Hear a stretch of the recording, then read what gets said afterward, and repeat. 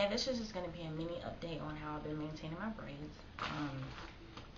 I always have this cap on my head. Like, as soon as I get home from work, I put my cap on. And I just have it on all day, all night. I always have it on unless I'm outside the house. But every once in a while, my husband doesn't like me sleeping in it. And so I use this Evolve Go Satin pillowcase. It's, you know, not just a silk pillow, specifically made to protect your hair. And so if I have to leave this off, then I'll just have that pillowcase. So anyways, I normally keep my hair in these braided sections just so that there's like a little curl, a little wave or crinkle, or what have you, to the braid.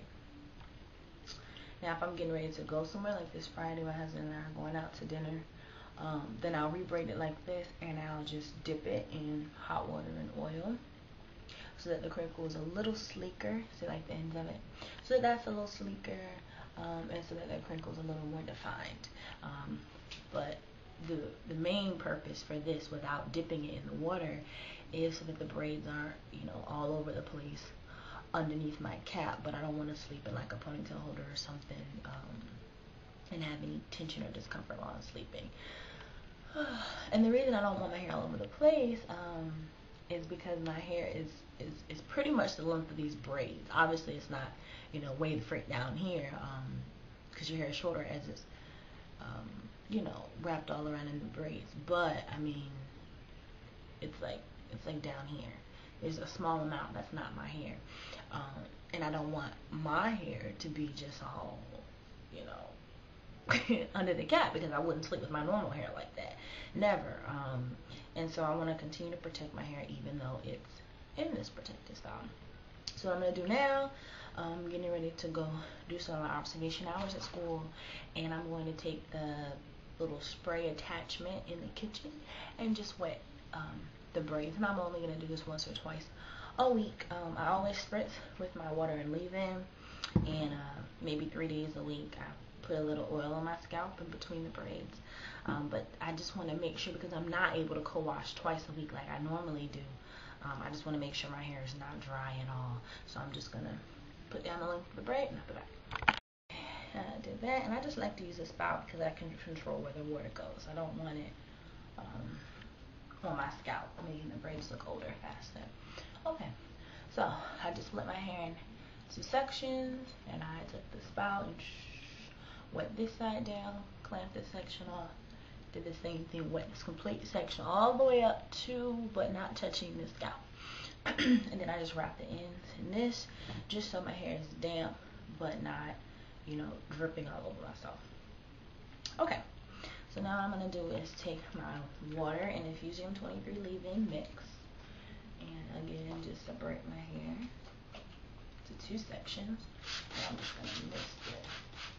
Now this time I do want to get my scalp. I want to get the hair up at the root. I don't want my hair to get, you know, the scalp area to get dry or to begin to flake. So I do spray with this daily. But I also want to make sure I get the length of the braids. And I don't have to get the very tippy ends, because that's not really my hair. I mean, I'll mist it so they don't look frazzled. But I want to make sure this part gets it, because that's where my hair is. And I want to make sure my hair is not deprived. And I think that's an issue with protective styles like this, you know, or wigs or sew-ins, is that your hair, yeah, is protected, you know, your ends are protected, it's low manipulation, you're not doing a lot of styling and combing and brushing of your hair, and that's great, but a lot of times it's deprived of the nutrients that your hair would normally get if it was out and you were caring for it every day. And I want to make sure that's not an issue for me. Also, I find with me doing this a little more, my scalp is not as itchy. It was driving me crazy the first few days because I haven't worn weave in like 2 years, and I was just like, oh my god, I can't just scratch my scalp. That was driving me pretty much insane. So I'm really glad that this is alleviating that itch, because I was thinking about taking these mugs out, and I really want to see this out and see how much growth I can see. This is my Curl and Wavy Curl Defining Conditioner and Detangler. So human and synthetic hair. Has olive oil, jojoba oil, shea butter, and vitamin E. And I normally, I have actually had this for about 3 years. I never threw it away. I had it when I used to put my hair in braids all the time. It's really good so that when you take your braids out, your hair is not as tangled. It's shiny, it's soft, it's manageable, it's not dry and just kind of untamed like your hair can be if you don't moisturize it and take care of it while it's in braids. So I really love this stuff. I never threw it away because I really love the product. And you know, I don't even know if they still sell it. It's been so long. I don't know if I could even get any more. But because it comes out like a very light mist, you can use it forever. I mean, because it's still like a half a bottle left. So yeah, spray that on, and then I take my Do Grow Anti-Itch Growth Oil and run it down my middle part. Rub that in, kind of spread the love out a little bit. Do the same thing down the back of the middle part. Spread the love out a little bit. Take it to the edges. For my edges, I just put it on my finger, rub it in a little bit, and do it that way so I don't have oil over my face and stuff. I want to make sure that part is really rubbed in good. And then I kind of smooth it out with my fingers, go underneath. And I'm not, you know, doing like this. I don't want to get my hair to get too frizzy too soon. I'm just rubbing gently in between the parts.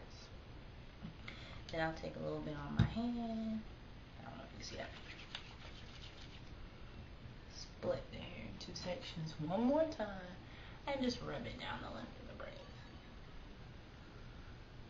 Just rub it down. Okay. And then this is going to be damp for several hours. So I make sure I do not do this at nighttime. I either do it right before I go to work, or I do it like now when I'm off work. I know I'm going to class. I know I'm going to be up for quite a few hours, and then that's okay. Then I take the hair and I just put it in a big braid.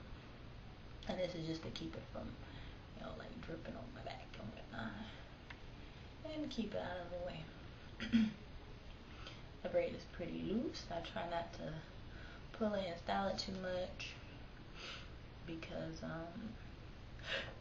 excuse me, you know, my hair is in here, and low manipulation is important to me, even when it's in braids.